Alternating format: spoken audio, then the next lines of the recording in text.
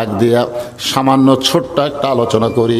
আলোচনাটা হলো নবীর মেয়ে ফাতেমা দুপুর বেলায় হযরত আলীর কাছে সে কাঁদতেছে। আলী বলতেছে, ফাতেমা কান্দো কেন? বলে, কান্দার কারণ হলো আমার হাসান হোসাইন ক্ষুধার জ্বালায় সব সময় আমার কাছে খাবার চাই। আপনি হলেন বাবা, বাবার কাছে সন্তান কিন্তু সাহস কম পায়, বরং তারা মায়ের কাছে সাহস বেশি পায়। জোরে কোন ঠিক কি না? এখন না খাইয়ে সন্তান দুইটা ঘুমায় গেছে, চেতন পাইলেই তো আমার কাছে খাবার চাবে, আমি এখন কি করব? আলী বলে, ফাতেমা আমার পকেটে কোনো টাকা। বলবেন জানেন, জিবরাইল সালাম দেওয়ার সময় তুমি আমার গুনাহগার উম্মতকে বাদ দিয়ে সালাম দিবার পারো, নেকি আর পাপ ওজন করার সময় তোমার আল্লাহ আমি নবীকে বাদ দিয়ে ওজন করতে পারে। আল্লাহ হাকিম হয়ে আমার উম্মতকে আসামি বানায় বিচার করবেন, আমি নবী উকিল সেখানে থাকবো না। এই বিচার আল্লাহ করতে পারে, কিন্তু আমি নবী এই বিচার মানি না। আমাদের জন্য নবী বলবে এই বিচার আমি মানি না। ফেরেশতা জিবরাইল থরথর করে কাঁপবে যে এটা কি দুনিয়ার বিচার না আল্লাহর বিচার? দুনিয়ার বিচারে আপিল চলে, চলে না ভাই?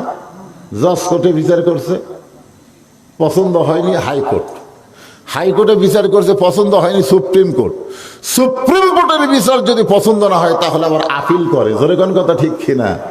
আল্লাহর বিচারের কোন আপিল আছে? কিন্তু নবী বললেন আমি মানি না,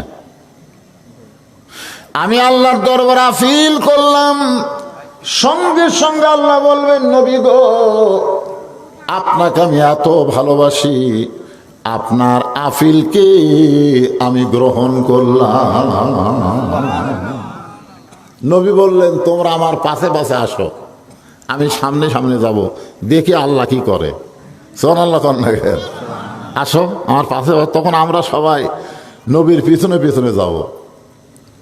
সর্বপ্রথম মনে করেন আমার, আমি এটা বোঝানোর জন্য বলতেছি, আমার নেকি আর পাপ মিজানে দিবে, নেকির চাইতে পাপ বেশি। আল্লাহ বলবেন, দেখেন তো বদবেশীদের খবর কি, নেকির চাইতে পাপ বেশি। রাসূল বলবেন, আল্লাহ নামাজ রোজা হজ যাকাত জিকিরের ইবাদতের নেকি আপনি নেকির পাল্লায় দিয়েছেন, কিন্তু আমার উম্মত যে আল্লাহর তাকিয়ার জান্নাতের বাগান থেকে আমার প্রতি দরুদ শরীফ পড়ছে, সেই দরুদের কোথায়? সেই দরুদ যে আমার কাছে জমা আছে। আল্লাহ বলতেছে, তাই তো। তখন নবী ওই নেকির পাল্লায় দরুদ দিবেন, সঙ্গে সঙ্গে নেকির পাল্লার ওজন বেশি হয়ে যাবে। তাহলে এই দরুদ পড়তে আপনাকে আপত্তি আছে? যখনই নবীর নাম শুনবেন, আপনি মদিনায় যাবার না পারলেও আপনার দরুদগুলো ওই ফেরেশতারা মদিনায় রাসূলের রওজা মোবারকে পৌঁছায় দিবে। আমাদের নবী কি মরছে নাকি? মরছে? আজকে বাংলাদেশে অনেক ফেতনাবাজ বক্তা বার আছে, তারা কোনো ওয়াজই পারে না, সেই খালি দেখবেন নামাজের ওয়াজ। নামাজ 20 রাকাত না 8 রাকাত, নিয়ত কিভাবে বান্ধা লাগবে, নাভির উপর না তলে। তারপরে এই নবী মরে গেছে, এই আজে বাজে ওয়াজ করে আমাদের সমাজের মধ্যে ফেতনা ফেতনা একটা বাজায় দিছে। জোরে কোন কথা ঠিক কিনা? তো আজকে এখানে বিশ্বাস করেন, আমাদের নবী কিন্তু মরেনি। আমাদের নবী সম্পর্কে ছোটবেলায় আমরা একটা গজল শুনছিলাম, আপনারা শুনছেন? ইসলামের আলো জ্বলায়া দিয়া নবী ঘুমায়া আসেন সোনার মদিনায়। ময়রা আছে না ঘুমা আছে? কেউ যদি আপনাকে সামনে গজল কয়, ইসলামের পতাকা উড়ায়া দিয়া নবী ময়রা আসেন সোনার মদিনায়। মাশাআল্লাহ, ময়রা আছে, এইটা শোনার পরে যে বেটা মাশাআল্লাহ কইল, পুনরায় কলেমা না পড়লে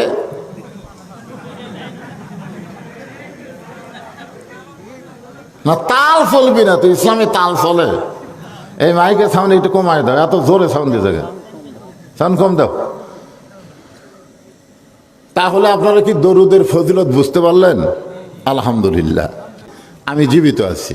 তবে আমার কয়েকটা জায়গায় একটু মানে ঘুমের মধ্যে ছিলাম, ওই বাজার কারণে উষ্টা খেয়ে পড়ে যাওয়ার কারণে আমার এই হাতটা উপরে আর তুলতে পারতেছে না। এখানে কিছু ব্যথা আছে, বুকে কিছু ব্যথা আছে, আর মাথায় এই অসুস্থ। আমি তো দাওয়াত যখন নিছিলাম তখন তো আর অসুস্থ ছিলাম না, এখন আমি অসুস্থ অবস্থায় আপনাদের এখানে এসেছি। আপনারা একটু দোয়া করবেন, আল্লাহ যেন পুরোপুরি সুস্থতা দান করে। জোরে কোন আমিন। আমি কি মারা গেছি? আপনারা সকলে বলেন আমি কি মারা গেছি? এটা মিডিয়ার মধ্যে এরা প্রচার করে দিবে যে হুজুর এখনো মরেনি, হুজুর ওয়াজ করতেছে। কারণ এটা না করলে আর একবার আমি মরছিলাম কয়েক বছর আগে, যাই তাই কয় মারা গেছে, ঠিক না? আমি তখন বগুড়ায় থাকতাম, আমার আব্বা আমারে মোবাইল করে কইলো, বাবা লোকজন আইসে তোকে মাটি দেওয়ার জন্যই, তুই কোথায়?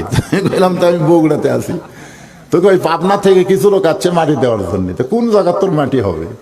আমি বাবারে কইলাম রহস্য করেন, তাড়াতাড়ি 5 ফির আয়। কয়েক বছর আগে এরকম আর একটা মরার খবর উঠছিল, যখন কথা ঠিক না। আমি এইরকম ভয় করতেছি হয়তো একদিন আমি ঠিকই মরে যাব, কিন্তু জনগণ মনে করবি মরে নাই, ও যে বাগালোর মতন হবে, ঠিক কিনা বলেন? তো যাই হোক, আমি মরে গেলে আমার কর্মফলই আমাকে যে জায়গায় দেওয়া দরকার সেখানেই দিবে। জোরে কোন কথা ঠিক কিনা? জানাজা এটা একটা দোয়া, জানাজার একটা কি, এটা একটা দোয়া। যাই হোক, আমি মোটামুটি আলহামদুলিল্লাহ আপাতত আপনাদের চেহারার দিকে তাকায় আল্লাহ পাক আমাকে কিছু বলার জন্য সুস্থতা দান করুক। জোরে কোন আমিন। সবাই বলে আল্লাহুম্মা আমিন। এখন আসেন যে আয়াতে কারিমা তেলাওয়াত করছি, মসজিদকে কেন্দ্র করেই মাহফিল। বর্তমান প্রধানমন্ত্রী, আমাদের বর্তমান প্রধানমন্ত্রী গোটা বাংলাদেশে 564টা মডেল মসজিদ নির্মাণ করছে। কতটা? 564টা মডেল মসজিদ। আপনারা মসজিদের কাছে গেলেই কলজা ঠান্ডা, ভিতরে উঠতে একটু বুড়া মানুষের কষ্ট হবে, কারণ মাটির থেকে অনেক উঁচু, তো কয়েক সিঁড়ি পাড়ি দেওয়াটা লাগে। তা আমি কয়েকটা মসজিদে উঠছি, ওটা নামাজও পড়ছি।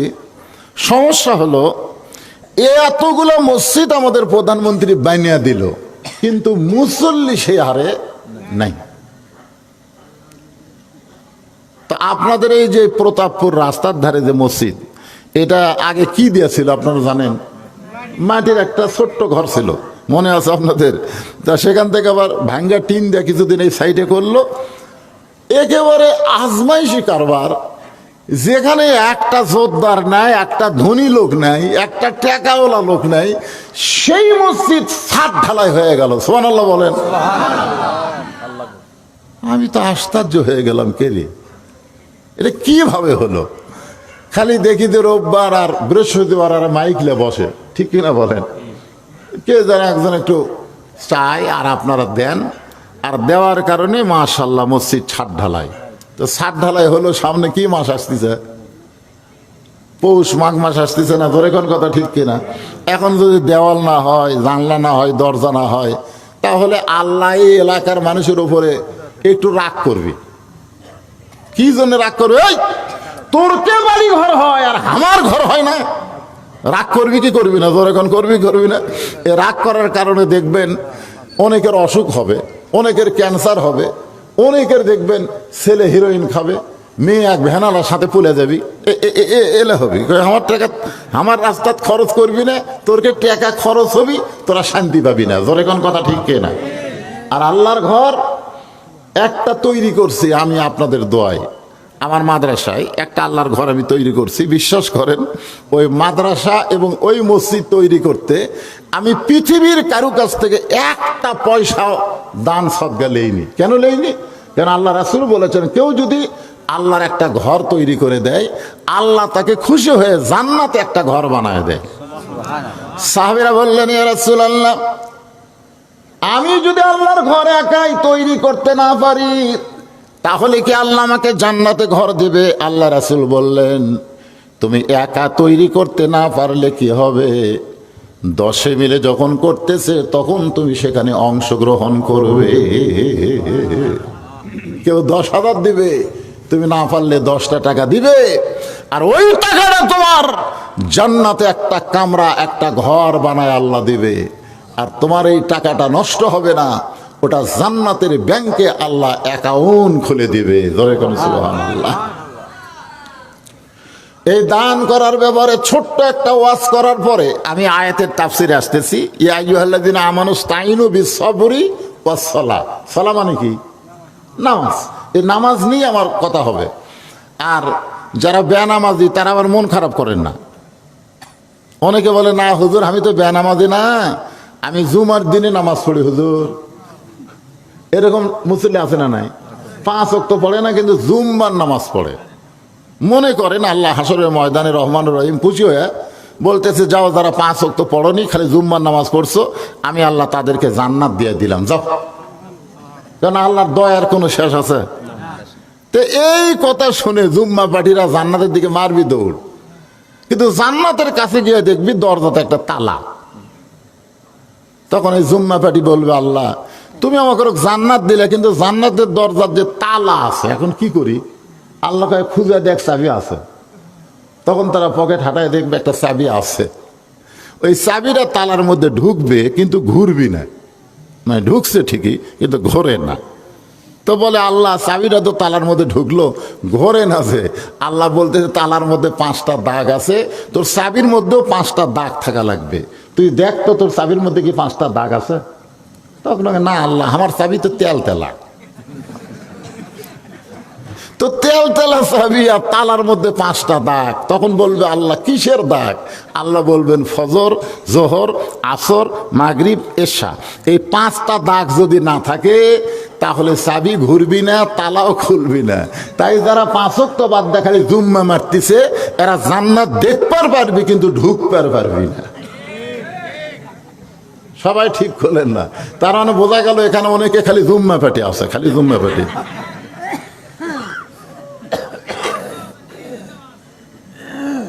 এই আমি যে আয়াতে কারিমা তেলাওয়াত করছি, এখানে জুম্মার নামাজের ওয়াজ হবে না, এখানে 5 ওয়াক্ত নামাজের ওয়াজ হবে। শুনবেন না? 5 ওয়াক্ত নামাজ, যে নামাজ সম্পর্কে আল্লাহ বললেন, যারা আমাকে বিশ্বাস স্থাপন করেছ, অবিশ্বাসীদের কোনো নামাজ নাই, অবিশ্বাসীরা নামাজ পড়ে কোনো লাভও নেই। অবিশ্বাসী বোঝেন? এখন আসরের নামাজ পড়ছে, পড়ে জমির ধান দেখবার গেছে, যায় দেখে ওপর জমির পানি, নিচে আর জমির পানি নেই।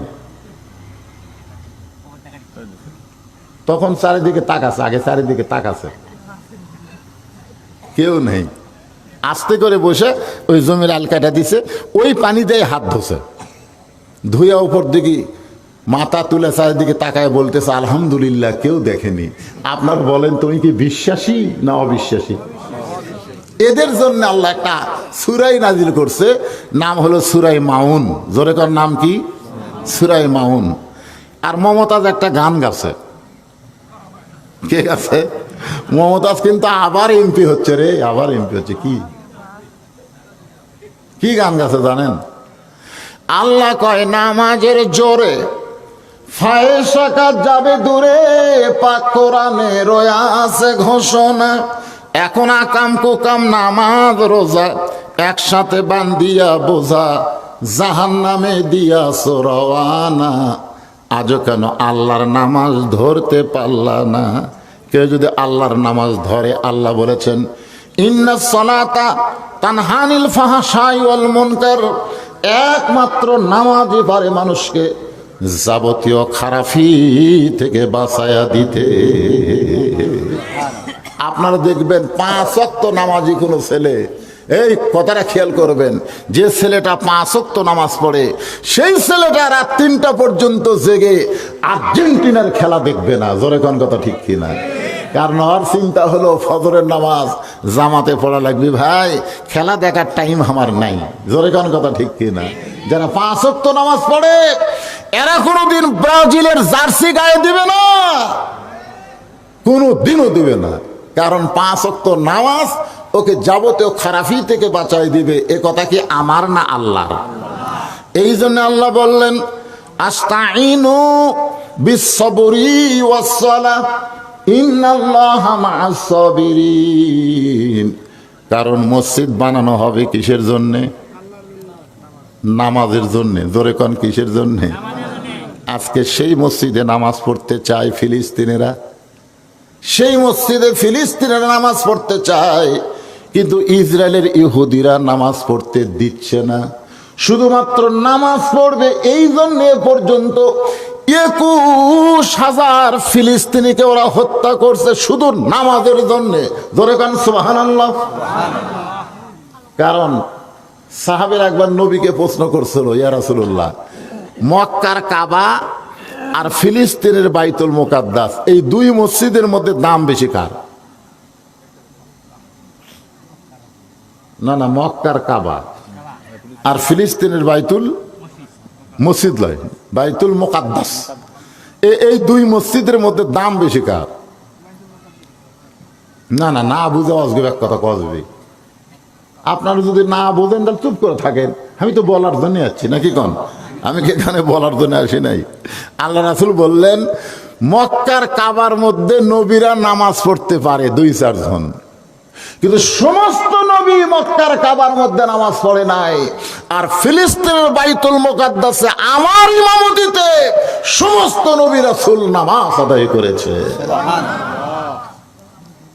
ওই বাইতুল মুকাদ্দাসে আমাদের নবী সমস্ত নবী রাসূলের ইমামতি করার কারণে একটা ডিগ্রি পাইছে, ইমামুল আম্বিয়া, ইমামুল মুরসালিন। আপনারা বলেন তো গোটা পৃথিবীতে ইহুদির সংখ্যা কত আপনারা জানেন? 1 কোটি হয়নি, ধরেন 96 লাখ, ধরেন বর্তমানে 1 কোটি ধরেন। গোটা পৃথিবী জুড়ে ইহুদির সংখ্যা হলো মাত্র 1 কোটি, আর মুসলমানের সংখ্যা হলো 230 কোটি। মুসলমানের সংখ্যা কয় কোটি? যদি 230 কোটি মুসলমান পেশাব করে দেয়, ওই 1 কোটি ইহুদি ভাসে যাবে। জোরে কোন কথা, ঠিক কথা কন না কেন? কিন্তু তারপরেও ওরা মুসলমানদেরকে হত্যা করতেছে, আর মুসলমানেরা কিছুই করবার পারতেছে না। আপনার বলেন তো কারণ কি? কারণ হলো নামাজ। কারণ নামাজ এমন একটা ইবাদত, যে ইবাদত আওয়ামী লীগ, বিএনপি, জাতীয় পার্টি, জামাত ভুলে দেয়। জোরে কোন কথা, ঠিক কিনা? আপনি বলেন তো মসজিদে আজান দেওয়ার পরে আওয়ামী লীগেরা পদ্মাপুরের কোন মসজিদে খোঁজে? মসজিদ তো কয়েকটা আছে, আছে না নাই? গোটা প্রতাপপুর মিলে কয় মসজিদ? 5টা মসজিদ। তাহলে 5টা মসজিদ আওয়ামী লীগের কোনটা? এই দেখেন চাচা কিছু বলার আগে সব বলে দিচ্ছে। আমি যদি চাচার কাছে দাঁড়াই, মনে করেন কথার কথা, চাচা একদল আমি একদল, মনে করেন, এটা বোঝানোর জন্য বলতেছি। আমি যদি 4 আঙ্গুল পিছনে থাকি, চাচা কি করবে? আমার পিছনে হাত দিয়ে বলি, বাজান কাতার সোজা করবা। আমি যদি বলি চাচা আপনি আওয়ামী লীগ, আমি জামাত ইসলাম, চাচা কাতার সোজা করা যাবি না। এখন বিএনপি যদি 4 আঙ্গুল সামনে যায়, তা আমি কি কম? সামনে থাক, অকটা নেলে কাতারও তাই, কাতারও তাই। তুই যতই বিএনপি, আওয়ামী লীগ, জামাত কর, বাইরে কর, আল্লাহর ঘরের মধ্যে কোন দল চলবে না। সব মুসলমান এক কাতার। জোরে কোন কথা, ঠিক কিনা? আজকে 230 কোটি মুসলমান 1 কোটি ইহুদির সঙ্গে না পারার পিছনে কারণ হলো এই নামাজ। আল্লাহ রাসূল বলেছে লা সালাতা লা ঈমানা, যার নামাজ নাই তার ঈমান নাই। এটা আমার কথা না, রাসূল বলেছেন লা সালাতা লা দীনা, যার নামাজ নাই তার কোনো ধর্মই নাই।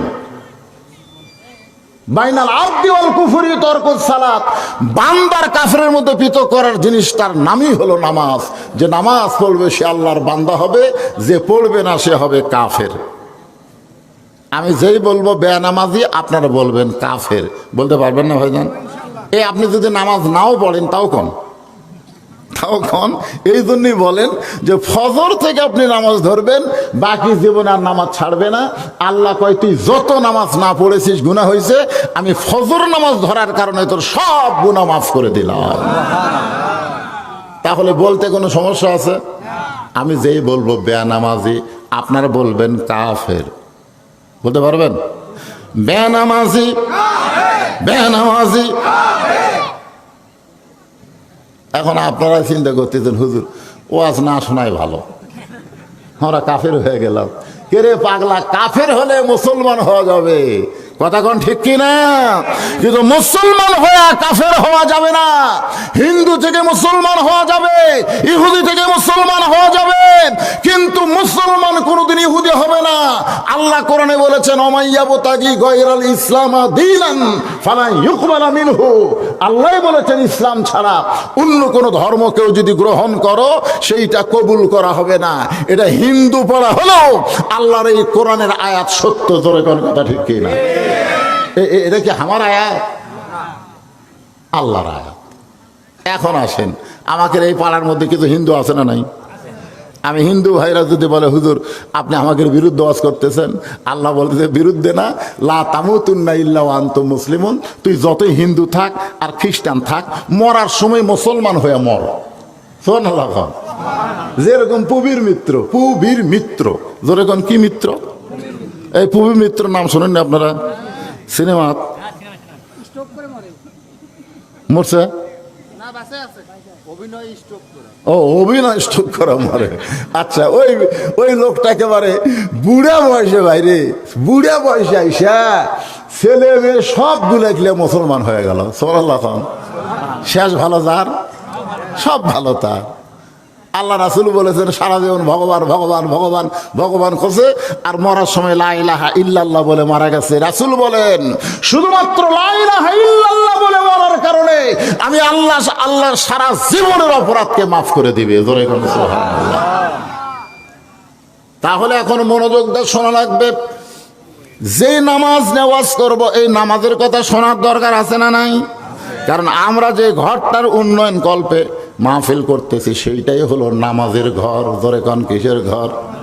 এইটা বলার আগ দিয়া সামান্য ছোট্ট একটা আলোচনা করি।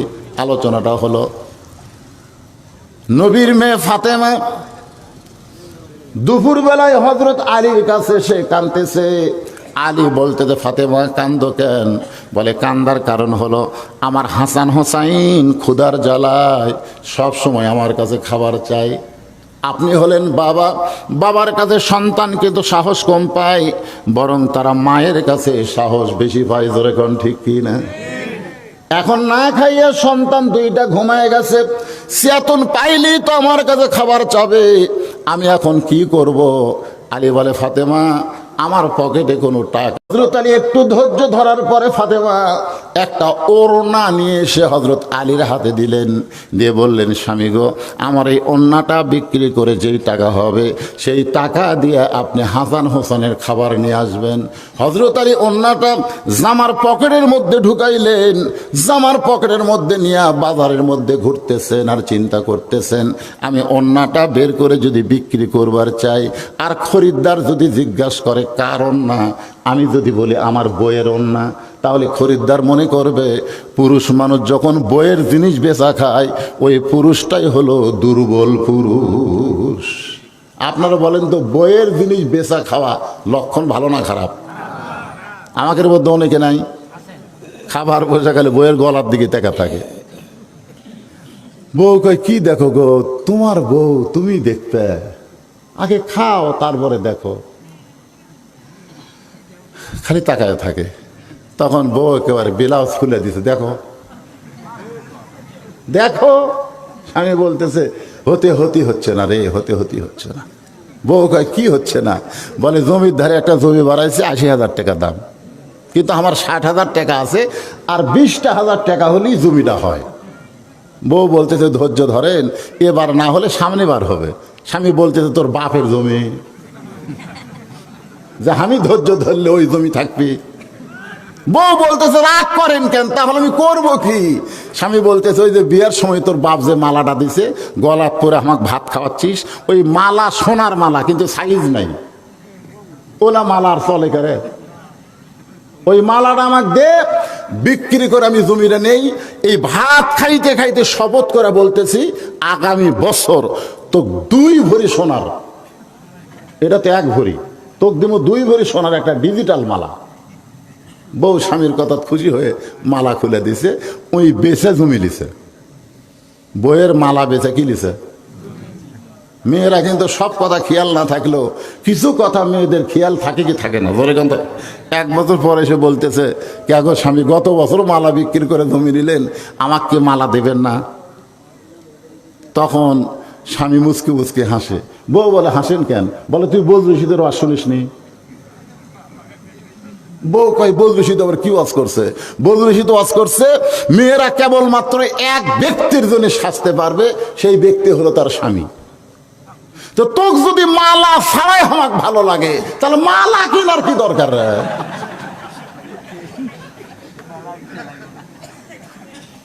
বউ কই, বাট পারি।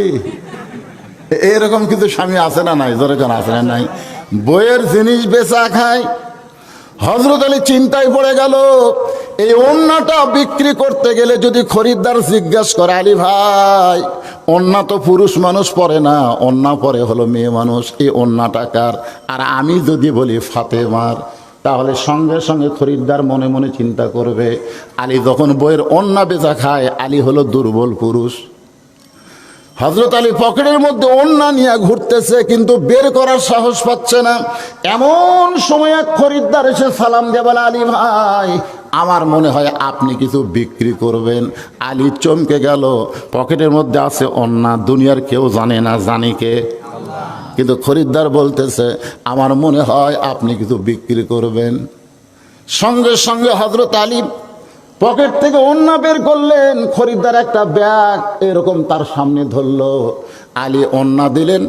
ওই খরিদ্দার একটা বার ওন্নার দিকে তাকালো না, একটা বার ওন্নার দিকে তাকাই নাই, বরং ওই ব্যাগের মুখটা ধরে হযরত আলীর হাতে 6টা দিরহাম দিয়ে ওই খরিদ্দার যখন চলে যায়, হযরত আলী 6টা দিরহাম নিয়ে এক দৌড়ে খাদ্যের দোকানে দোকানদারকে বলতেছে, ভাই, আমার হাসান হোসাইন না খায়া কানতে কানতে ঘুমায় গেছে, ঘুম থেকে উঠলি খাবার চাবে, এই 6টা দিরহামের যা খাবার হয় সে খাবারটা আমাকে টোপলা করে দাও।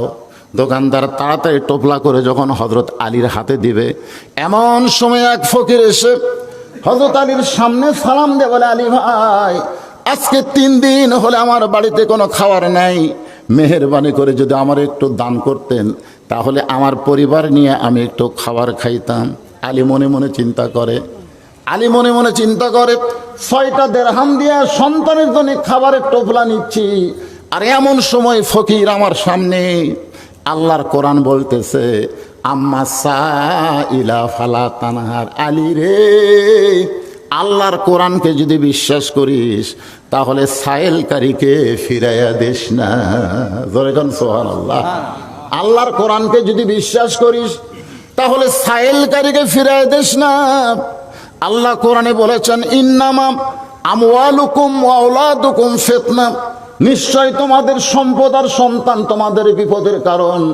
তুমি সন্তানের মোহে পড়ে সম্পদ করতেছ, কিন্তু তুমি যখন মরে যাবে, তোমার সন্তানগুলো সম্পদ রাখবে না, ওটা বেচা বেচা গাঁজা খাবে। জোরে কোন কথা ঠিক কি না?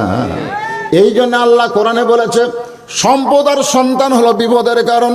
হযরত আলী আল্লাহর কোরআনকে বিশ্বাস করে 6টা দিরহাম থেকে 1টা দিরহাম ফকিরকে দিবার চায়, আর 5টা দিরহাম দিয়া খাবার কিনে নিয়ে যাবে। এই মনে করে সাইলকারীর হাতে যখন 1টা দিরহাম দিচ্ছে, এমন সময় আল্লাহর কোরআন বলতেছে, ওমা তুনফিকু মিন শাইইন ফি সাবিলিল্লাহি ইউওয়াফা ইলাইকুম ওয়া আনতুম লা তুজলামুন। আলী রে, তুই ফকিরকে 1টা দিরহাম দান করলে, আল্লাহ তোকে 10টা দিরহাম দান করবে। তুই যদি 2টা দিরহাম দেস, আল্লাহ তোকে 20টা দিবে। তুই যদি 6টা দিরহাম দেস রে আলী, আল্লাহ তোকে দুনিয়াতেই 60 দিরহাম দিয়া দিবে। আপনারা বলেন তো, হযরত আলীর কাছে আল্লাহর কোরআন বড় না সন্তান বড়? জোরে কওয়া লাগবে। আল্লাহর কোরআনকে বিশ্বাস করে ফকিরকে 6টা দিরহাম দিল। দোকানদার বলতেছে, আলী ভাই, আপনার সন্তান না খাইয়া ঘুমায় গেছে, ঘুম থেকে চেতন পালি খাবার চাবে, 6টা দিরহামের খাবার টোপলা করলাম, আপনি কি টোপলা নেবেন না? আলী মুসকি মুসকি হাসে আর বলে, টোপলা দেওয়া হবে না, তুই 2 বস্তা খাবার প্যাকেট কর। সুবহানাল্লাহ। হযরত আলী ইমানের দাবিতে বলতেছে 2 বস্তা খাবার প্যাকেট কর, কারণ এক দিলে আল্লাহ কত দিবে? জোরে করে, এটা আমার কথা না কোরআনের কথা। হযরত আলী বাজারের মধ্যে ঘুরতেছে, এমন সময় এক ব্যক্তি উট নিয়ে রাস্তা দিয়ে আসতেছে। আলীরে সালাম দিয়ে বলে, আলী ভাই, অযথা বাজারে ঘোরা কোনো লাভ নাই। বাজার হলো দুনিয়ার সবচাইতে খারাপ জায়গা। অযথা বাজারে ঘুরে কোনো লাভ আছে? আপনারা অযথা 5 মিনিট বাজারে ঘোরেন না? আসরের নামাজ পড়বার ঢুকে দেখে 4 মিনিট পরে জামাত হবে। 4 মিনিট, কয় মিনিট? এই 4 মিনিটের মধ্যে 6 বার ঘড়ি দেখে।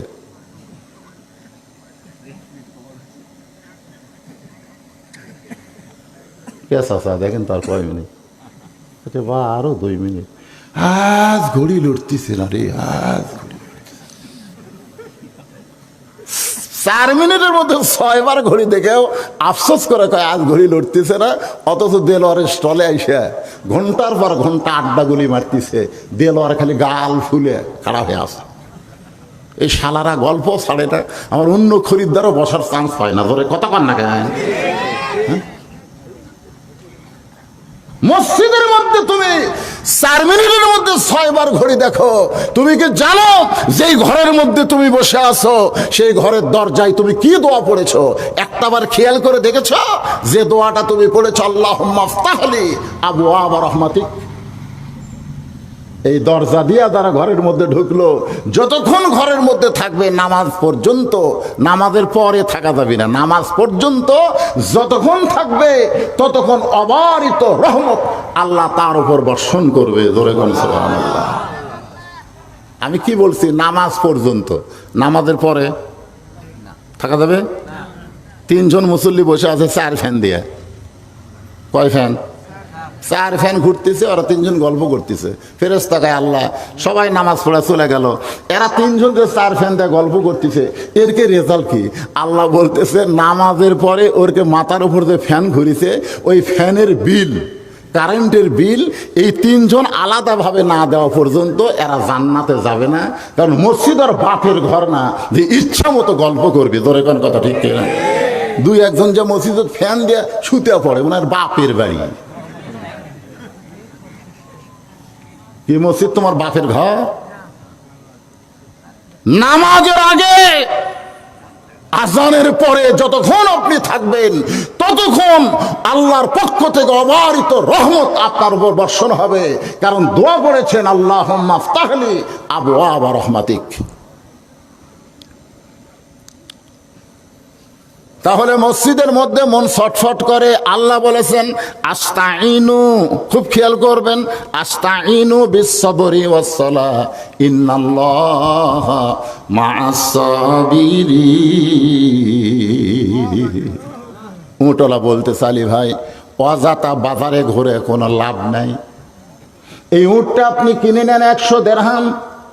আলী বলতেছে 1 টাকা আমার পকেটে নাই, উটটা কেমনে কিনবো? উটওয়ালা বলতেছে আলী ভাই আপনি বাকিতে উটটা নেন, বিক্রি করে আপনি টাকা দিবেন, এটাও কি আপনি পারবেন না? হযরত আলী 100 দিরহাম বাকিতে উটটা নিলেন।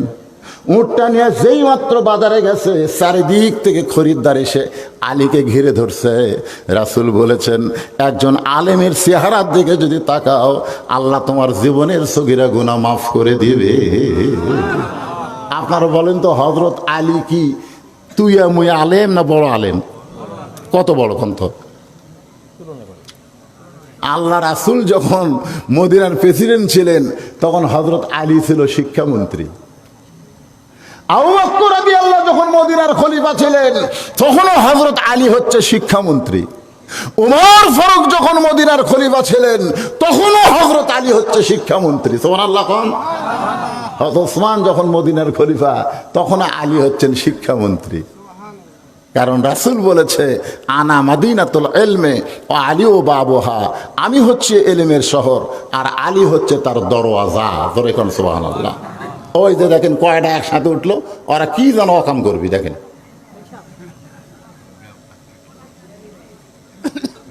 এই ছেলেদের, এই বয়সের ছেলেদেরকে স্বয়ং জিবরাইল এসে যদি ওয়াজ করে, এদেরকে ভালো করা যাবে না। কারণ এদের হাতে এমন একটা মাল আছে,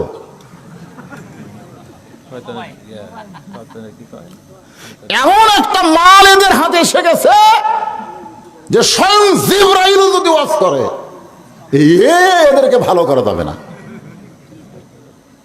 ভালো কেমনি করবেন? আমার কাছে দোয়া করেন হুজুর, বাচ্চা খালি কান্দে, দোয়া করে দিলাম, কান্দন আরো বাড়িছে। কিছুদিন পর কয় হুজুর দোয়া দেওয়া হলো না, পানি ফোলা দেন, পানি পড়া দিলাম, আরো দূরে কান্দে। মেয়ের মাও রাগ করে কয় দোয়া দরুদের ফজিলত আর নাই।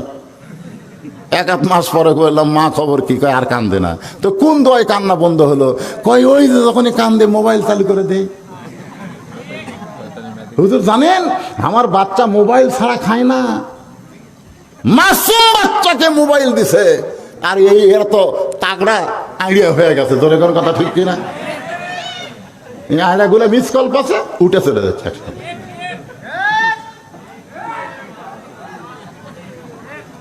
এটা কি আমি ঢাকা তো ওয়াজ করবো কি করে? এটা আমার এলাকায় ওয়াজ করতেছি। আপনি কি মনে করছেন নামাজের উপরে কথা চলতেছে, আর নামাজের ওয়াজ ভালো লাগে না? এই বেটা 14 গোষ্ঠী মুসলমান হওয়ার পারবে না। ধরে কোন কথা ঠিক না? নামাজ ভালো লাগে না, তোমার ভালো লাগে কি? হ্যাঁ, চারিদিক থেকে খরিদ্দার এসে হযরত আলীর দিকে তাকায় আছে, কারণ আলী হচ্ছে আনা মাদিনাতুল ইলমি ওয়া আলীও বাবুহা। ধরে কোন সুবহানাল্লাহ। আল্লাহ রাসূল বলেছেন আমার পরে এই দুনিয়াতে সবচাইতে বড় আলেম হলেন হযরত আলী। একবার উমর ফারুক রাদিয়াল্লাহু তাআলা জেরুজালেমে গেছিলেন, আপনার ঘটনা জানেন। জেরুজালেমের কিনারে যখন গেছেন, খ্রিস্টানেরা স্বাগতম জানার জন্য আইছে। তো উটের পিঠে যে মানুষটা বসে আছে তাকে হযরত উমর মনে করে এরকম একটা চৌকিয়া এনে, চৌকিয়ার নিচে একজন হামাগুড়ি দিয়ে বলতেছে, আমির আল মুমিনিন, সরাসরি উঠ থেকে নামতে আপনার কষ্ট হবে, তো এই জন্যে চৌকির উপর দিয়ে আমার পিঠের উপর পাও দিয়ে নামেন। তো উটের পিঠের মানুষ খালি ছোট বাচ্চার মতন কান্দে। জেরুজালেমের খ্রিস্টানরা বলতেছে, আমির আল মুমিনিন, আমরা কি বেয়াদবি করলাম, কান্দেন কেন? তো বলতেছে, আমি তো ওমর না রে, আমি হলাম রাখাল, আর নিচে যে দড়ি ধরে আছে ওটা হলো ওমর। খ্রিস্টানেরা কয় কি কন? রাখাল উটের পিঠে চড়ে আর রশি ধরে জমিনে হযরত ওমর, এটা কেমনে হয়? রাখাল বলতেছে, আল্লাহর ইসলাম যদি মানে তাহলে এমনি সম্ভব হয়ে যায়। সমস্ত খ্রিস্টান কইল আর কিছু লাগবে না, মুসলমানের এই চরিত্র দেখে আমরা খ্রিস্টানকে কবর দিয়া মুসলমান হয়ে গেলাম। সব মুসলমান হয়ে গেছে, কিন্তু ওদের মধ্যে একটা বেকা। যেরকম কি বেকা বোঝেন না?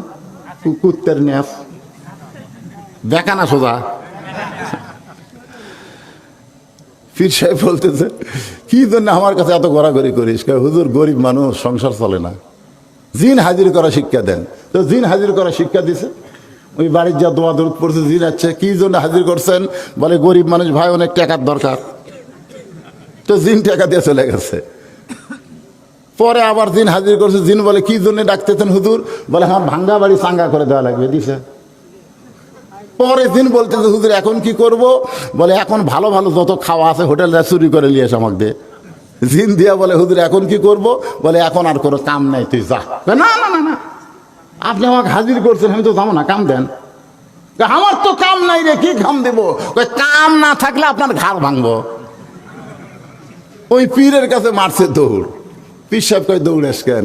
বলে হুজুর জিন হাজির করার পারি, তার আবার তো পারি না। জিন খালি কাম চাই, কি কাম দেবো? আমার তার কোনো কাম নেই। বলে জিন কোথায়? ওই যে আসতেছে, আমার ঘাড় ভাঙবি। আসুক, জিন যে আইছে, এই মুড়িদের কাম নাই কিন্তু আমার কাম আছে। বলে তার কাজ দেন। বলে যা কুত্তের বেকা না, সোজা কর যা। তো জিন টানে সোজা হয়, ছাড়া দিলি বেকা হয়, টানে সোজা হয়, ছাড়া দিলি বেকা হয়। জিন কয় আল্লাহ রে, কিয়ামত হয়ে যাবে, এই কাম তো কোনোদিন শেষ হবে না। এরকম কুত্তের নেজের মতন কিছু শ্রোতা কোরআনের মাহফিলে থাকে। জোরে কোন কথা ঠিক কিনা? আপনি যত ওয়াজ করেন, ওয়াজের আগেও বেকা, ওয়াজের পরেও বেকা।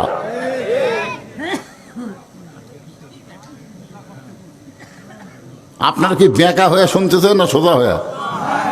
তাহলে একটু মনোযোগ দিয়ে শুনবেন। এখন খরিদ্দারের মধ্যে একজন বলতেছে, আলী ভাই কত দাম নিবেন? ও তো যে কথা বলতেছিলাম সেটাকে বলি। এখন ওই বেঁকাটা দৌড় মারছে খ্রিস্টান পাদ্রির কাছে, যা বলতেছে আপনি ঘরের মধ্যে জিকির মারতেছেন আর মদিনার থেকে উমর আসে সব খ্রিস্টান মুসলমান করছে। পাদ্রি কয় কাম তো সারা। পাদ্রি দৌড়ে এসে বলতেছে, ও মুসলমানের খলিফা ওমর, আমিও মুসলমান হবার চাই। ওমর ফারুক বলেন, আলহামদুলিল্লাহ, আপনি খ্রিস্টানদের পাদ্রি, আপনি মুসলমান হলে তো খুব ভালো কথা। পাদ্রি বলতেছে, মুসলমান হব, তবে 4টা প্রশ্নের উত্তর দেওয়া লাগবে। বলে কি প্রশ্ন? বলে 1 নম্বর প্রশ্ন হলো, পৃথিবীর এমন কোন জায়গা সূর্যের আলো একবার পড়ছে কিয়ামত পর্যন্ত আর পড়বি না, ওই জায়গার নাম কয়া লাগবে। 2 নম্বর প্রশ্ন হলো, পৃথিবীর এমন কোন কবর, কবরটাও জীবিত লাশটাও জীবিত, ওই কবর আর লাশের নাম বলতে হবে। পৃথিবীর মধ্যে এমন কোন কারাগার, যে কারাগারের মধ্যে কয়েদি নিঃশ্বাস নেবার পারে না তারপরও জীবিত থাকে। 4 নম্বর প্রশ্ন হলো, পৃথিবীর এমন কোন 2 ভাই একই সঙ্গে জন্মগ্রহণ করেছে, আবার বহু বছর একই সঙ্গে 2 ভাই মারা গেছে, এক ভাইয়ের চাইতে এক ভাই 100 বছরের বড়। ওমর ফারুক বলে, পাদ্রি রে, এমন প্রশ্নই আমি জীবনে শুনি নাই, তাহলে উত্তর কেমনে দিব? পাদ্রি বলতেছে, তাহলে আর আমি মুসলমান হলাম না। ওমর ফারুক যখন জেরুজালেম থেকে মদিনায় হযরত আলী শিক্ষামন্ত্রীর সঙ্গে দেখা, শিক্ষামন্ত্রী বলতেছে, জেরুজালেমের খবর কি? বলে সব খ্রিস্টান মুসলমান হচ্ছে, কিন্তু একটা পাদ্রি মুসলমান হয়নি। আলী বলতেছেন, পাদ্রি আবার হলো না কেন? বলে পাদ্রি আমাকে 4টা প্রশ্ন করছে, উত্তর দিবার পারিনি। বলে কি প্রশ্ন করছে? বলে পৃথিবীর এমন কোন জায়গা সূর্যের আলো একবার পড়ছে কিয়ামত পর্যন্ত পড়বে না। আলী বলতেছে যে মুসা আলাইহিস সালাম যখন সাগর পাড়ি দিচ্ছিল তখন আল্লাহ সাগরক রাস্তা বেড়ে দিছে, ওই সময় সূর্যের আলো ওই সাগরের তলাপ গেছে। যখন ফেরাউনের গোষ্ঠী পার হবার গেছে তখন আবার সাগর পূর্বের মতন হয়ে গেছে, কিয়ামত পর্যন্ত ওই জায়গায় সূর্যের আলো আর কোনোদিন পড়বে না। মুরসুম করছে কে? 2 নম্বর প্রশ্ন করল, পৃথিবীর এমন কোন কবর জীবিত লাশটাও জীবিত? আলী বলতেছে, কবর হলো মাছ আর লাশ হলো ইউনূস আলাইহিস সালাম। ওমর বলে, আলী রে, পৃথিবীর এমন কোন কারাগার কয়েদি নিঃশ্বাস নিবার পারে না তারপরেও জীবিত থাকে? আলী বলতেছে, মায়ের উদর সন্তান নিঃশ্বাস নিবার পারে না, এরপরেও আল্লাহর কুদরতে জীবিত থাকে। আলী রে, পৃথিবীর এমন কোন 2 ভাই একই সঙ্গে জন্মগ্রহণ করছে, আবার বহু বছর পর একই সঙ্গে মারা গেছে, এক ভাই এক ভাইয়ের চাইতে 100 বছরের বড়? আলী বলতেছেন, এক ভাই হলো আজিজ আলাইহিস সালাম, আর এক ভাই উজার আলাইহিস সালাম। উজারকে আল্লাহ তাআলা 100 বছর ঘুমের মধ্যে রাখছিল, তারপরে চেতন করে আবার 70দের হাতে 2 ভাই মারা গেছে। ওমর ফারুক আলীরে চাইবা ধরে বলে, আলী রে, এই কারণেই তুমি হলা শিক্ষামন্ত্রী। সুবহানাল্লাহ। যারে তারে শিক্ষামন্ত্রী বানালে হবে না, শিক্ষা সম্পর্কে যাদের জ্ঞান আছে। জোরে কোন কথা ঠিক কি না? আপনার বলেন তো, বর্তমান বাংলাদেশের মুসলমানের জন্য কোন শিক্ষার গুরুত্ব বেশি? একজন উপর থেকে কোথা, এই আল্লাহ রাসূল কইছে, আমার কথা না, আল্লাহ রাসূল। আচ্ছা, আল্লাহ রাসূল যদি কয় আপনাকে আপত্তি আছে? খায়রুকুম মান তাআল্লামাল কোরআনা ওয়া আল্লামাহ। ওই ব্যক্তি হলো পৃথিবীর সবচাইতে দামি সম্মানী, যে আল্লাহর কোরআন শিখেছে এবং অপরকে কোরআনের শিক্ষা দেয়। সুবহানাল্লাহ কবেন না? এই যে আমার হাফেজ সাহেব বলল যে আমাদের মাদ্রাসায় জানুয়ারি থেকে ভর্তি করা হবে। আপনি একদিন যাবেন মাদ্রাসা, ছাত্র দেন বা না দেন, সকালবেলা যায় দেখবেন তো আমাদের মাদ্রাসার বাচ্চারা পেশাব কেমনে করে, একদিন সকালে খালি দেখবেন। কি করা দেখবে বলতেছি? পড়া লাভ, পেশাব করা। আর এই প্রাইমারিতে একদিন আপনারা দেখবেন এরা কিভাবে করে।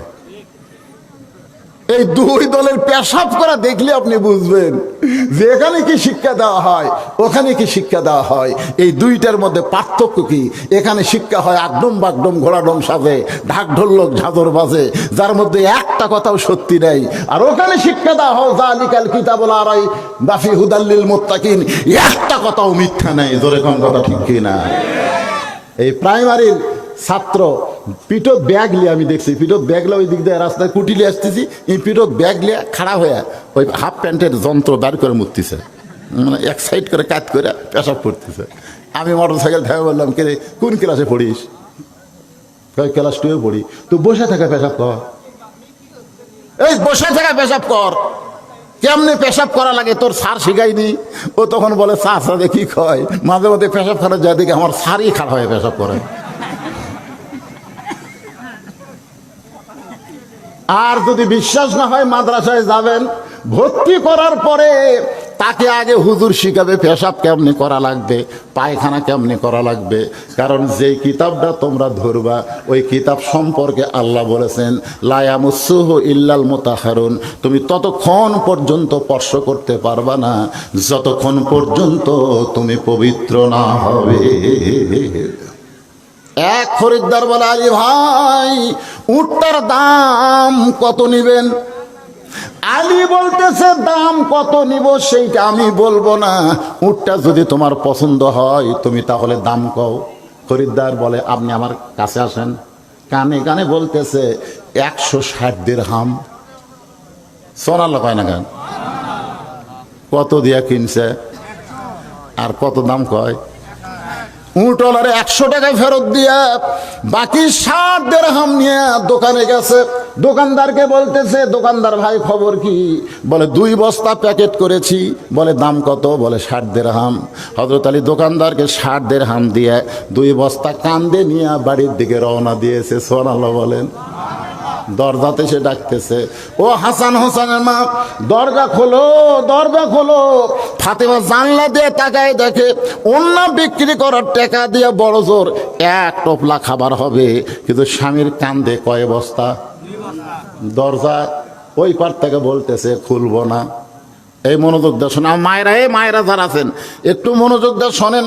ফাতেমা বলতেছে খুলবো না, আলী বলতেছেন ভারী লাগছে তাড়াতাড়ি দরজা খোলো। ফাতেমা বলতেছে খুলবো না, আলী বলতেছে খুলবা না কেন? বলে ওন্না বিক্রি করার টাকা দিয়া বড় জোর 1 টোপলা খাবার হবে, আপনি 2 বস্তা কোথায় পেলেন? এটা না বলা পর্যন্ত আমি দরজা খুলবো না, আর দরকার হলে না খায়া থাকবো, কিন্তু অবৈধ খাবার আমার সন্তানদেরকে আমি খাওয়াবো না। সুবহানাল্লাহ কন্যা গা। আর 10,000 টাকা বেতন পায়, 20,000 টাকা বাসা ভাড়া নেয়। কথা কন না কেন? বেতন পায় কয় হাজার আর বাসা ভাড়া 20,000। প্রতিদিন ব্যাগে ব্যাগে বাজার করে, এই টাকা কোথায় পায়?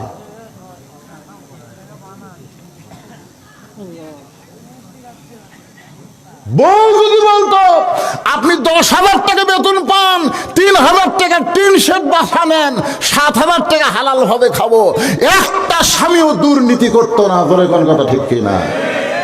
কিন্তু বইয়েরা কয় এই মালা পুরানো হয়ে গেছে, নতুন একটা মালা চাই। এটা একটা খাট হলো, একটা ডিজিটাল খাট কিনা লাগবে। এখন স্বামী কি করবি? কেরানি মানুষ, ঘুষ খাওয়া ছাড়া বুদ্ধি আছে? ফাতেমা বলতেছে ওন্না বিক্রি করার টাকা দিয়ে বড় জোর 1 টোপলা খাবার হবে, আপনি 2 বস্তা খাবার কোথায় পেলেন? না বলা পর্যন্ত দরজা খুলবো না। আলী বলতেছে আগে দরজা খোলো তারপরে বলবো। ফাতেমা বলতেছে আগে বলেন তারপরে দরজা খুলবো। আলী বলতেছে আগে খোলো তারপরে বলবো। স্বামী স্ত্রীর মধ্যে কি জিদ? জিদ বোঝেন না? ফাতেমা বলতেছে আগে বলেন, আলী বলতেছে আগে খোলো। এমন সময় আল্লাহর কোরআন বলতেছে আলী আর রিজালু কাওয়ামুনা আলান নিসা, পুরুষরা নারীদের উপরে থাকতে হবে। তোর বউ আগে দরজা খুললে তুই তারপরে বলবো। সুবহানাল্লাহ। আল্লাহর কোরআন আলীর পক্ষে, ধরে কান কার পক্ষে? আর রিজালু কাওয়ামুনা আলান নিসা, আপনারা বলেন তো পুরুষেরা নারীদের উপরে না নিচে? কথা কয় না, আপনারা কি নিচে পড়ে আছেন নাকি? নিচে পড়ে আছেন? জবান খুলে বলতে হবে সবাইকে, এটা আমার কথা না আল্লাহর কথা। আর রিজালু কাওয়ামুনা আলান নিসা, পুরুষেরা নারীদের আরো জোরে জোরসে বলো। অথচ আজকে নারীরা পুরুষের সমান অধিকার চাই কি চায় না? আজকে আমাদের বাংলাদেশে নারীরা মিছিল করতেছে নারী পুরুষের সমান অধিকার, পিছনের পুরুষরা কয় দিতে হবে, দিতে হবে। আমি মা বোনদের জন্য বলবো, মা আপনি কেন পুরুষের সমান অধিকার চান? আপনি যদি মা হন তাহলে বাবার পায়ের তলে জান্নাত নাই, মায়ের পায়ের তলে সন্তানের জান্নাত। জোরে কোন কথা ঠিক কিনা? হ্যাঁ, আপনারা বলেন তো বাপের দাম বেশি না মায়ের দাম বেশি? আপনারা বলেন তো ছেলের দাম বেশি না মেয়ের দাম বেশি? কথা কয় না। আল্লাহ রাসূল কয় একটা মেয়ের বাপ একটা জান্নাতের মালিক, দুটা মেয়ের বাপ দুটা জান্নাতের মালিক, তিনটা মেয়ের বাপ আমি নবীর সঙ্গে জান্নাতে যাবি। আমি দুটা হওয়ার পর চিন্তা করলাম, দুটা হলে তো নবীর সাথে যাওয়া যাচ্ছে না। কি খুশি না বেজার? আমি খুব খুশি, আলহামদুলিল্লাহ। তা কোনোদিনও তো রাসূল বললো না একটা ছেলের বাপ একটা জান্নাতের মালিক, এই কথা তো রাসূল কইল না। তাহলে এখানে বোঝা গেল মায়ের দাম বেশি, মেয়ের দাম বেশি। জোরে কোন কথা ঠিক কিনা? কিন্তু একটা জায়গায় খালি দাম একটু কম, সেটা যখন স্বামীর কাছে বউ। আপনারা বলেন তো বউয়ের কথা মতো স্বামী চলবি না স্বামীর কথা মতো বউ চলবি? যারা বিয়ে করেনি তারা বলতেছে, যারা বিয়ে করছে এরা কথা বলতেছে না তো, এরা চিন্তাত পড়ে গেছে। আজকে একটা কয়ে বাড়ি যে আমি জোরে কন্ত, স্বামীর কথা মতো বউ চলবে না বউয়ের কথা মতো স্বামী চলবে? এটা কি আমার কথা না আল্লাহর কথা? আল্লাহর কথা। যদি বইয়ের কথা মতো আপনি চলেন আপনি জাহান্নামে যাবেন, আর আপনার কথা মতো যদি আপনার বউ চলে আল্লাহ ফাতেমার সঙ্গে তাকে জান্নাত দিয়া দিবে। ও আমার মায়েরা বোনেরা, পর্দার অন্তরে যারা আছেন মা, আপনাদের আমল কিন্তু বেশি না, মাত্র 4টা আমল আপনাদের করা লাগবে। 1 নম্বর নামাজ, 2 নম্বর রোজা, 3 নম্বর স্বামীর কথা মতো চলা, আর 4 নম্বর সতীত্বের হেফাজত পর্দা করা। এই 4টি আমল যদি মায়েরা করতে পারে আল্লাহ খুশি হয়ে 8টা জান্নাতের দরজা খুলে দিবে। হযরত আলী আল্লাহর কোরআনের সাথে একমত হইয়া 2 বস্তা কান্দে করে নিয়ে আল্লাহর নবীর দরবারে গেছে। সুবহানাল্লাহ কোন? ফাতেমা দরজা খোলেনি, রাগ করে কার কাছে গেছে? আল্লাহর নবীর দরবারে গেছে। নবী তখন বসে আছিল। নবী উঠে গিয়ে দৌড়ে গিয়ে আলীর কাপ থেকে 2 বস্তা নামাই নিয়ে বলতেছে, শরীর ঘেমে গেছে রে, কত কষ্ট। নবী হযরত আলীর কষ্ট দেখে নিজের হাতে কাপ থেকে বস্তা নামাই লিছে। আলী বলতেছে, হুজুর আপনি এত ভালো কিন্তু আপনার মেয়েটা, আপনি বাপ ভালো কিন্তু আপনার মেয়েটা। আল্লাহ রাসূল বলে, আলী মুখ সাবধান করে কথা বল, আমার মেয়ে কি? এতবার বললাম দরজা খোলো, তারপরে বলবো, কিন্তু আপনার মেয়ে দরজা খুললই না। রাসূল মুচকি মুচকি হাসে আর বলে, ফাতেমা যদি দরজা খুলতো তাহলে তুই কি এখানে আসতি? আলী কয়, না হুজুর, দরজা খুললে তো আমি এখানে আসতাম না। তো এখানে আসার পেছনে কারণ জানিস? আলী বলে, কি কারণ? বলে, 1 নম্বর কারণ হলো ফাতেমার ওড়না কে কিনেছে বল? তুই যে পকেটের মধ্যে ওড়না শুধু লুকে, আর সেই ওড়না সে কিনলো কে, তার পরিচয় জানিস? আলী কয়, না হুজুর জানি না। এই কোন ফকির তোর কাছ থেকে ভিক্ষা নিল, তাকে চিনিস? আলী কয়, না হুজুর আমি তো তাও চিনি না। এই কে উঠ বেচল রে? হুজুর আমি তাও তো জানি না। এই উঠ কিনলো কে রে? আলী ঢপ করে মাটিতে বসে বলতেছি, ইয়া রাসূলুল্লাহ আপনি যা জানেন আমি তা জানি না। জোরে কোন সুবহানাল্লাহ। রাসূল বলে, আলী আমার মেয়ে রে, ওটা আমার মেয়ে। সুবহানাল্লাহ কন্যা কা মেয়েটা কার মেয়ে? কথা কন্যা কার মেয়ে? আল্লাহ রাসূলের মেয়ে। যোহরের নামাজ পড়ে রাসূল গেছে ফাতেমার দরজায়। ফাতেমা দরজা খোলো। ফাতেমা দরজায় কান্দের, বলে বাবা ফেরত যান। নবী চমকে গিয়ে বলে, ফাতেমা আমি তোমার বাবা, আর আমি দরজা খুলতে বলি তুমি ফেরত যাবার কও। ফাতেমা বলতেছে, এখন দরজা খোলার সময় নাই। রাসূল মনটা ভার করে চলে গেল। আসরের নামাজের পরে নবী আবার আইছে ফাতেমার দরজায়, সালাম দিয়ে বলে, ফাতেমা দরজা খোল। ফাতেমা বলতেছে, বাবা দরজা খোলা যাবে না। রাসূল কান্দের, বলে, ফাতেমা আমি তোমার বাবা হইয়া দরজায় ডাকতেছি আর তুমি দরজা খুলবা না। ফাতেমা বলতেছে, বাবা আপনি কি জানেন মেয়ে যখন বড় হয় তখন মেয়ের কাছে বাবা আসলে হুকুম নেওয়া লাগবে। এখন আমার পরনে এমন একটা কাপড় বাবা, যে কাপড় ওপর দিকে তুললে নিচের দিকে বের হয়ে যায়, আর নিচের দিকে নামাইলে ওপর দিকে বের হয়ে যায়। এ অবস্থায় আমি আপনার জন্য দরজা খুলতে পারবো না। সঙ্গে সঙ্গে আল্লাহ নবী এক টানে গায়ের চাদর খুলে জানলার কাছে গিয়ে বলে, ফাতেমা এই চাদরটা নিয়ে পরে আমার জন্য দরজা খুলে দে।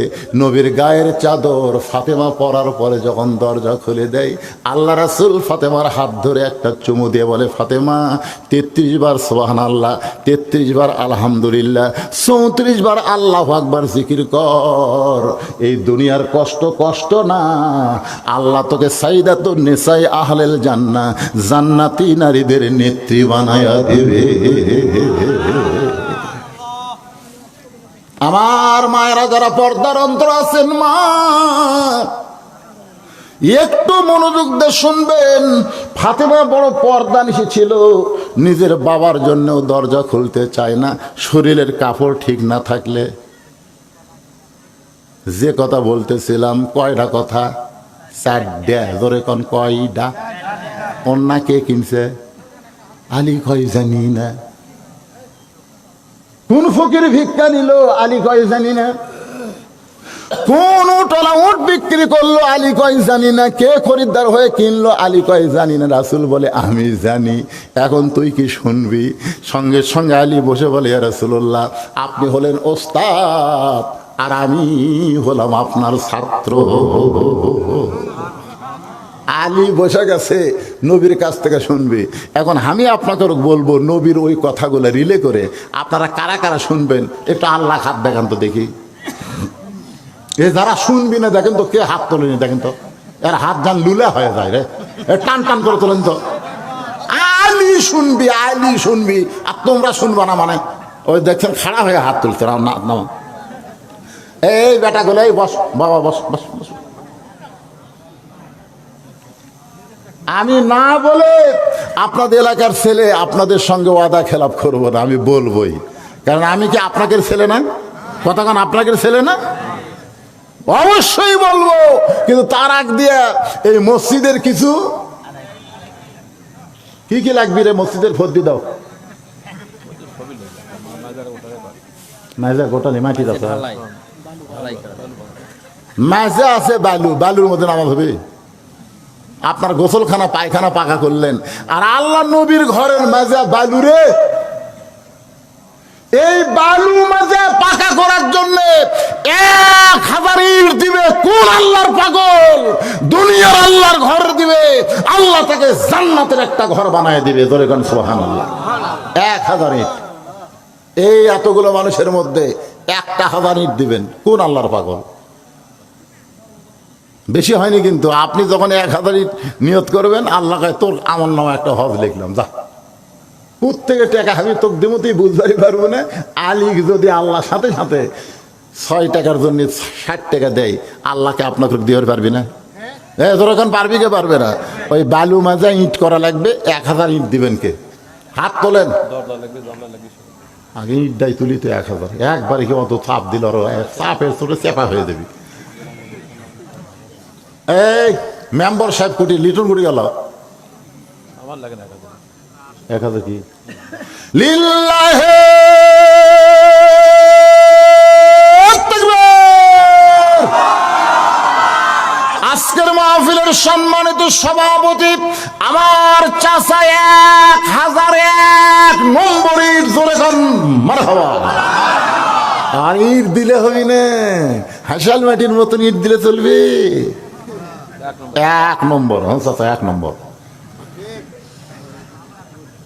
1000 ইট পাওয়া গেল, 500 ইটকে দিবেন। 500 ইটকে দিবেন রে? একজন আল্লাহর বান্দা 500 ইট, এর কোনো ব্যাপার হলো? আপনি নিয়ত করেন বাবা, নিয়ত করেন, নিয়ত করেন। আমি যখন মাস যখন শেষ হয় না, তখন আমি চিন্তা করি বাবুর্চির বেতন, ড্রাইভারের বেতন, হুজুরের বেতন, ইমাম সাহেবের বেতন, এই কারি সাহেবের বেতন, এর বেতন অনেক টাকা বাড়ে। এত টাকা সারা রাত জায়গায় জায়গায় কামাই করে এত টাকা দিলে কি হবি? ইমান বলতেছে মরবো না, এই তুই মরবো না। এই যে কাল মরার থেকে আল্লাহ ফেরত লে চিকিৎসক জানেন এই মাদ্রাসা মসজিদ আর এতিম বাচ্চার দোয়ার কারণে। সুবহানাল্লাহ কন না কেন? আপনি কি মনে করছেন মরবেন না? 500 টাকা ঈদ দিলে কি আপনি শেষ হয়ে যাবেন? আল্লাহর ঘরে চাওয়া মাত্র পাগলের মতন দেওয়া লাগে, জানেন আপনি? 500 ইট কে দিবেন? নাম লেখা দেন 500 ইট। বলেন এতগুলো মানুষ খেলে মাথা নিচু করে থাকে বারে। 500 টাকা ইট বলেন বাবা, 500 ইট বলেন।